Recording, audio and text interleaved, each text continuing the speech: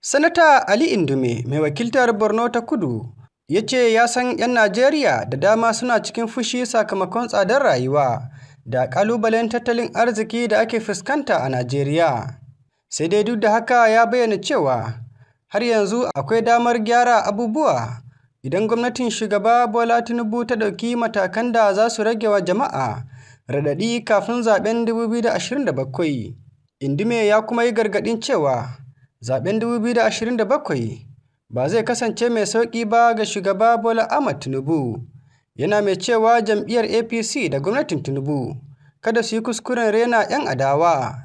Ya bayyana cewa fafatawar siyasar da ke tafe za ta kasance mai zafi, musamman idan aka yi la'akari da yadda jama'a ke nuna rashin jin daɗinsu kan halin da ake ciki.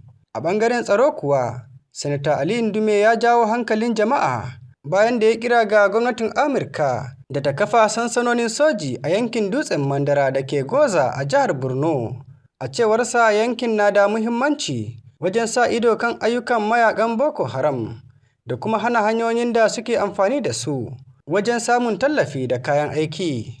Sanata Indume ya yi amannar cewa fasahar sa ido da ƙarfin aikin soja da Amurka ke da shi za su taimaka wajen bibiyar ayyukan 'yan ta'adda daga Dutsen Mandara har zuwa dajin Sambisa da yankunan tafkin Chadi.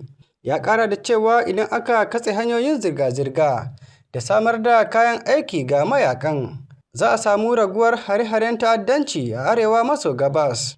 Sai dai yayin da kiran nasa ke ci gaba da haifar da muhawara, Sanata Indume ya jaddada cewar rundunar sojin Najeriya na buƙatar ƙarin kayan aiki da goyon baya domin ta samu cikakken ƙarfin da za ta kawo ƙarshen matsalar tsaro.